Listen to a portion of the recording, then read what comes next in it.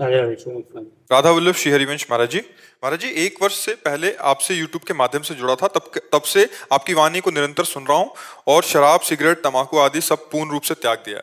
महाराज जी, निरंतर नाम जप चलाने का प्रयत्न कर रहा हूँ, जिसमें थोड़ा सफल भी हो रहा हूँ। पर महाराज जी, आपके द्वारा बताई गई विधि से जैसा आप बताते हैं कि ऊपर की तरफ दांत के ज्वाइंट पर जिव्या लगाकर मन ही मन नाम चल रहा होता है और आंखों के सामने घर के मंदिर में नाम विराजमान है, उसको देखकर करता हूँ।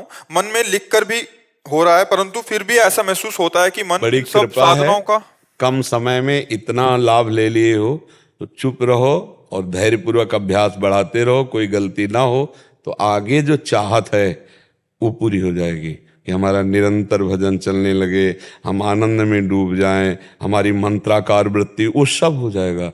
अगर 100% में 10% भी मन काबू में आ गया है तो बहुत बड़ा आपने युद्ध हासिल कर लिया, विजय प्राप्त कर ली। क्योंकि अनंत जन्मों से सदैव मुझे हराता रहा है, आज वो 10% हमारे कब्जे में आ गया है। 10% भजन में लगने लगा ना, बहुत बड़ी बात कर ली। धीरे धीरे परसेंट बढ़ाते चले जाइए। और ये इतना प्यारा मन है कि इसे जो पकड़ा दो पकड़ लेता है। जैसे अभी हमने विषय पकड़ाए संसार के तो पकड़े ना, गंदे से गंदी बातें पकड़े। अब हम भजन पकड़ाएंगे तो पकड़ रहा है ना। जैसे आपने 10 मिनट भजन शुरू किया, अब उस 10 मिनट में कोई आपसे आकर बात करना चाहे तो आपको बुरा लगेगा कि यार 10 मिनट तो भजन करता हूं, कम से कम चैन से 10 मिनट भजन, मतलब मन 10 मिनट के लिए राजी हो गया। तो हम धीरे धीरे उसको समय से बढ़ाते राजी करते चले जाए। फावड़ा चलाते हुए, व्यापार करते हुए, नौकरी करते हुए, धीरे धीरे अंदर ही अंदर नाम जप कर रहे हैं, बाहर से शरीर से कर्म कर रहे हैं, बहुत बढ़िया भजन हो जाएगा। तो ये जो चल रहा है बहुत बढ़िया चल रहा है। बस आहार शुद्ध रखो, संग शुद्ध रखो तो हमारे विचार शुद्ध रहेंगे। ऐसे भी रहते हो आहार में, जैसे घर में लहसुन प्याज वगैरह खाते हैं तो फिर नहीं, लहसुन प्याज और ये तमोगुण की वृत्ति करने वाला, इसमें मंत्राकार वृत्ति तो उसके कारण अगर घर में नहीं। बोले तो पत्नी है, फिर वो कहती है हम भी नहीं खाए क्या तुम्हारे चक्कर में। तो वो अमरवती है क्या, वो अमृत है क्या प्याज लहसुन? यार बिना इसके कितना सुंदर सुंदर भोग बनता है। वृंदावन में सब ठाकुरों को 56 भोग लगते हैं। यार प्याज लहसुन केवल तमोगुण के कारण त्याज्य है। अच्छा, दुर्गंध नहीं आती? आती ना दुर्गंध। मतलब एक आदमी अगर प्याज लहसुन खा के ऐसे बात करे तो सामने से दुर्गंध आती है। कौन सा स्वाद है यार प्याज लहसुन? पता नहीं लोग कैसे प्याज लहसुन को इतना पसंद करते। तमोगुणी चीज है, उसमें कोई लाभ थोड़ी है, कोई लाभ नहीं है। गुरुदेव, आयुर्वेद में लहसुन का बहुत ही देखो, औषधि में संखिया का भी प्रयोग है, खाओगे मर जाओगे। अगर आयुर्वेद शोध करके वैद्य देता है तो वो हमारे लिए औषधि है। देखो, बहुत सी औषधियां दूषित पदार्थों से बनती है, लेकिन दूषित पदार्थ नहीं है, उसे हम औषधि बोलते हैं। हम औषधि पा गए अच्छा औषधि के रूप में। तो औषधि के रूप में जैसे किसी का गठिया बात है, गठिया रोग है, तो लहसुन बड़ा काम करता है। आप उसको कैप्सूल की तरह ले जाओ, हमने देखा है। लेकिन चटनी और सब्जी और भोजन में नहीं डाल सकते। औषधि के रूप में वो बात अलग है। जब औषधि का नाम आता है तो औषधियों में क्या नहीं पड़ता, आप हमें क्या क्या नहीं पड़ता। अगर उसकी बनाने की पद्धतियां देखो तो तुम्हें घृणा हो जाएगी। बहुत सी ऐसी औषधियां हैं जिनकी बना, अब आपके देखो संखिया जहर है ना, हाँ, दमा आदि बीमारियों में आयुर्वेद में शोध करके उसे दिया जाता है। सांप काटे तो जहर का इंजेक्शन लगाया जाता है, नहीं लगाया जाता। तो अब औषधि और ऐसे प्रयोग में देखो, विश्व ब्रह्मांड में 3 बातें हैं, सतोगुण, रजोगुण, तमोगुण। अब हमको भजन करने के लिए सात्विक वृत्ति चाहिए, निर्मल मति चाहिए, तो हमको रजोगुणी या तमोगुणी आहार त्यागना पड़ेगा। बस बात इतनी है, रजोगुणी तमोगुणी। अच्छा, वही जगह आलू होती है, वही जगह प्याज होता है, वही जगह मतलब गाजर होती है, वही जगह लहसुन होता है। खेती में अपने लोग किसान की तो सब देखा है, ये खेत है आलू का, ये खेत है प्याज लहसुन का, ऐसे खूब खेती होती है, बिल्कुल पवित्र भूमि में होती है। लेकिन वो तमोगुणी है, बस इस बात, वो केवल इसलिए कि तमोगुण पैदा होता है हमारे भजन में विरोधी, इसलिए उसे नहीं पाया जाता। तो अब लहसुन प्याज के बिना भी बढ़िया यार जीवन जिया जा सकता है, पूरी जिंदगी हो गई। तो अब ये कि जवान को जैसा आप स्वाद दे। अच्छा, तम्बाकू में कौन सा स्वाद है? जो नहीं खाते उनको पवा दो, उल्टी हो जाएगी, नहीं हो जाएगी?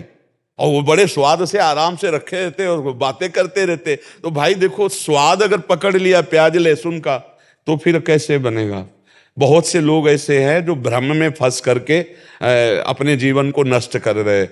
अरे हम कह रहे पनीर खाओ, प्रोटीन आए, गाय पालो, उसकी सेवा करो, थोड़ा दूध बछड़े को पिलाओ, थोड़े दूध का तुम प्रयोग करो, देखो अपने आप स्वस्थ हो जाओगे। अब सेवा करनी नहीं हो, ऐसे कह दो कि अंडे से प्रोटीन, कौन प्रोटीन वाला कितनी दिन बलवान बना रहेगा? शरीर तो नाशवान है, अपराध तो बन ही रहा है, जीव तो उसमें है ही है, चैतन्य तो है ही है। अब देखो छोटे छोटे नहीं निकलते चूजा उसके, तो जीव नहीं है उसमें। हाँ, तो क्या मूली में जीव नहीं है? क्या गाजर में जीव नहीं? क्या आलू में जीव नहीं? उखाड़ के फेंक तो सूख जाएगा। पर जीवे जीव हार, जीव बिना जीवे नहीं, जो जिसके लिए निर्धारित कर दिया गया। हम मनुष्य हैं, हमारे लिए निर्धारित किया गया सब्जी, फल, फ्रूट, अन्न विविध प्रकार के। राक्षसों के लिए वो राक्षसी भोजन है, हिंसक पशुओं के लिए वो भोजन, अपने लिए नहीं। तो अपने जब भगवत मार्ग में चल रहे हैं तो अपने को बचना चाहिए, समझाना चाहिए, पत्नी को समझाना चाहिए। और ना समझे तो फिर जहां तक हो, अगर नियमावली ले लो कि आप बनाओ सब्जी खाओ, हम सब्जी नहीं पाएंगे, हम नमक रोटी खाएंगे, भगवान का भजन करना, हम नमक रोटी खा के पूरी मेहनत, अभी सब ठीक हो जाएंगे। जब हम फिसल जाएंगे निष्ठा में तो सब फिसल जाएंगे। नहीं, हम नहीं पा सकते। हम नमक रोटी पा लेंगे, दही रोटी पा लेंगे, दूध रोटी पा लेंगे, लेकिन जिसमें प्याज पड़ा है, लहसुन पड़ा है, तो अलग बना के देने को तैयार है, वो कहती तुम्हारे लिए अलग बना। तो बढ़िया है, फिर क्या, अलग बनाओ खाओ, बढ़िया है भोजन। भजन करने के लिए थोड़ा सात्विक भाव तो चाहिए। भजन मार्ग में तो थोड़ा दुख सहना पड़ेगा, जबान को संभालना पड़ेगा। एक तुम खुद नहीं चाहते हो कि लहसुन की चटनी और प्याज वाली चौक वाली सब्जी के क्योंकि जो ऐसी पाता है, तो हम आपको बताए ना, चाहे जितनी बढ़िया दाल सब्जी हो, फिर उसकी जबान में अच्छा नहीं लगेगा, क्योंकि शादी एकदम सात्विक होती है। अब अपने लोग सात्विक सादा भोजन एकदम, तभी चिंतन बनेगा सात्विक। अब गंदा भोजन तो गंदा चिंतन, रजोगुणी भोजन तो काम आदि दोष उत्पन्न हो जाएंगे। हम जैसा खाते हैं अन्न, वैसा हमारा मन बनता है। तो कोशिश करो, जैसे विद्यार्थी हैं, नौकरी पेशा वाले हैं, हम उनको ज्यादा इस बात पर जोर नहीं देते कि आप प्याज लहसुन मत खाइए। विद्यार्थी हैं, कहाँ पढ़ने जाना पड़े, नौकरी वाले हैं, कहाँ कहाँ जाना पड़े, अब आर्मी में हैं, कोई कहीं है, कोई कहीं। लेकिन यदि आप रह सकते हो तो मत खाओ। प्याज लहसुन खाना पाप नहीं है, पर दोष है, तमोगुणी है। उस तमोगुणी वस्तु का त्याग करके भजन में बढ़ा जाता है। अब नौजवान जैसे नौकरी पेशा वाले, अब उनको ये शिक्षा दो तो घूमते ही रहेंगे, भोजन ही नहीं मिलेगा। प्रायः हर जगह जहां भी किचन है वहां ये आजकल सब पड़ता है। तो इसलिए बढ़िया इतना ही है कि मांसवादी ना खाएं तो बहुत बढ़िया है, लेकिन जिनकी सुविधा है कि वो बिना खाए चल सकता है तो फिर चला लेना चाहिए। हमारी राय यही है कि अगर ऐसा आपका जीवन है कि आप बिना खाए रह सकते हैं प्याज लहसुन, तो फिर आप ऐसा करें, क्योंकि वो सात्विक है और भगवान का भोग प्याज लहसुन डालकर नहीं लगता है। और बिना भगवान का भोग लगाए हम वैष्णवजन कैसे पावे? इसलिए जो भगवान के भोग में नहीं, तो उसका हम जीवन भर के लिए त्याग करते। तो ऐसे भाव से चला जाता है।